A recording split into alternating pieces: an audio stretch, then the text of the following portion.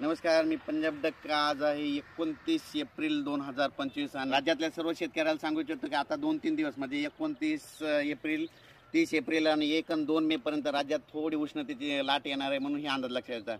44-45 अंशापर्यंत राज्यातला पारा जाणार आहे म्हणून हे अंदाज लक्षात येतात. पण राज्यातल्या सर्व शेतकऱ्याचा कांदा काढणे चालू आहे म्हणून त्यांना सांगू इच्छितो तुम्ही काय करा, मेच्या पहिल्या आठवड्यात अवकाळी पाऊस येणार आहे. म्हणजे सर्वदूर नाही पडणार, तुरळक ठिकाणी पडणार आहे. म्हणून तुम्ही काय करा, तुम्ही तुमच्या कांद्याची काळजी घ्या, कारण की मेच्या पहिल्या आठवड्यात राज्यामध्ये अवकाळी पावसाचं संकट असणार आहे म्हणून हे अंदाज लक्षात येतात. काय झालं की राज्यात सांगायचं झालं तर मेच्या पहिल्या आठवड्यात काय होणार आहे, गुजरात इकडं मध्य प्रदेश, इकडे छत्तीसगड, इकडे कर्नाटक, तेलंगणा आणि इकडं आंध्र प्रदेश या भागामध्ये मेच्या पहिल्या आठवड्यात पाऊस पडणार आहे. त्याच्यामुळे आपल्या महाराष्ट्रामध्ये सीमालगत म्हणजे गुजरातच्या बाजूला उत्तर महाराष्ट्रात नंदुरबार, धुळे त्यामध्ये मेच्या पहिल्या आठवड्यात तिकडे तुरळक अवकाळी पावसाची शक्यता आहे. वारं पाऊस असणार म्हणून त्यांनी लक्षात द्यायचं आहे.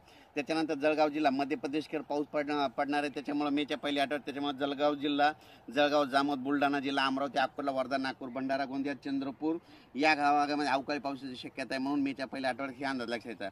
त्याच्यानंतर तेलंगणात देखील अवकाळी पाऊस पडणार आहे मेच्या पहिल्या आठवड्यात. त्याच्यामुळं तेलंगणाच्या सीमालगत नांदेड, धर्माबाद, त्याच्यानंतर नायगाव नरसी या भागामध्ये, त्याच्यानंतर देगलूर, सगरोळे या भागामध्ये अवकाळी पावसाची शक्यता आहे म्हणून त्यांनी देखील लक्षात येतं.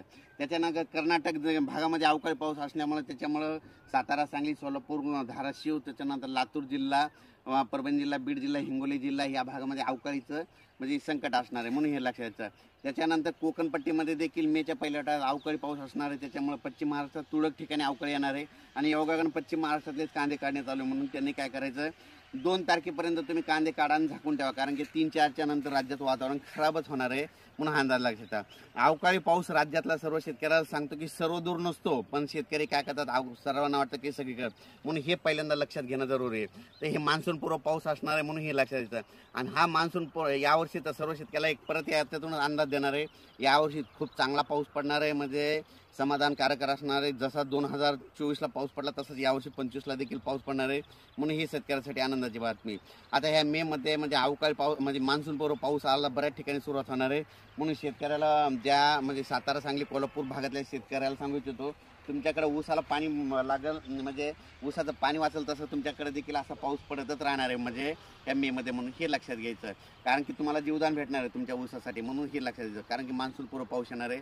आणि परत यावर्षी तुम्हाला एक सांगतो की यावर्षी मान्सून पुरेपूर येणार आहे. पुरेपूर येत असल्यामुळे काय होतं, शॉर्टकटमध्ये मान्सून आला तर त्यावर्षी महाराष्ट्रात जास्त पाऊस पडतो.